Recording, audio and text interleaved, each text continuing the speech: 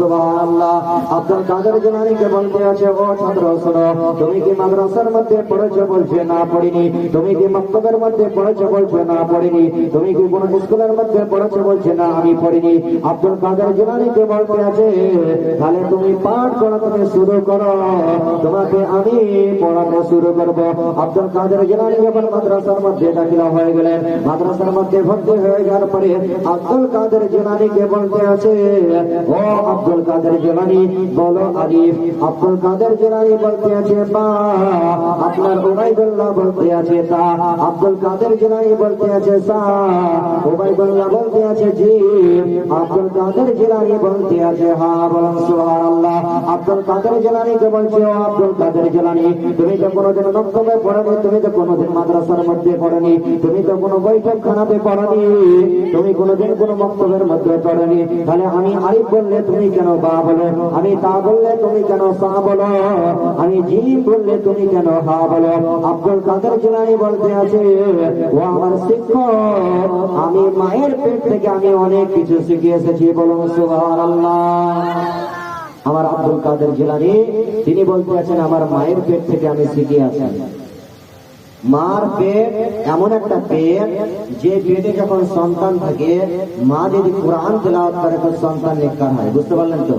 এখনকার মা বোনেরা আপনার সন্তান পেটে আছে, আপনার সন্তানকে দুগ্ধ খাওয়াতে খাওয়াতে মোবাইল দেখাতে হচ্ছে, সন্তান ভালো হবে? মোবাইল দেখছে করে আপনার সন্তান পেটে আছে, টিভি দেখছে।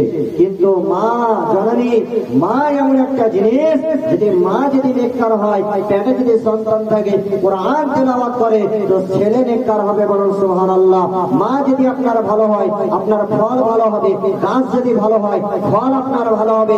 আব্দুল কাদের জিলানী বলতে আছে, ও আমার শিক্ষক, আমার মা যখন দুনিয়াতে আপনার যখন নামাজ পড়তে, নামাজ পড়ে প্রত্যেক দিন 18 পারা কোরআন শরীফ পড়তেন। বলুন সুবহানাল্লাহ। 18 পারা কোরআন শরীফ পড়তেন।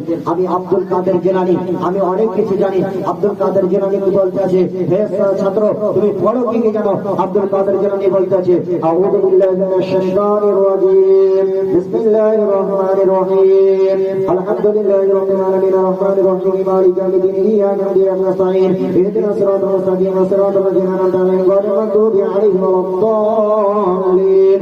এভাবে আপনার এক পারা দু পারা বা এক পৃষ্ঠা দু পৃষ্ঠা পড়তে পড়তে আব্দুল কাদের জিলানী এক পারা নয়, দুই পারা নয়, পুরো 18 পারা কোরআন শরীফ শুনিয়ে দিয়েছেন। বলো সুবহানাল্লাহ।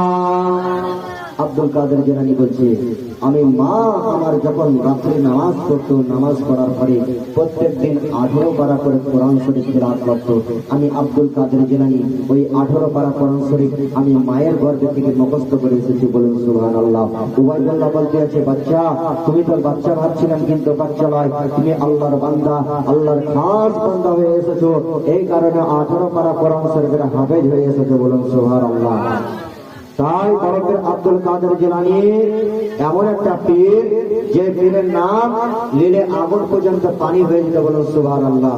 ভাই বড় পীর আব্দুল কাদের, তুমি জিলানী রে জিলানী,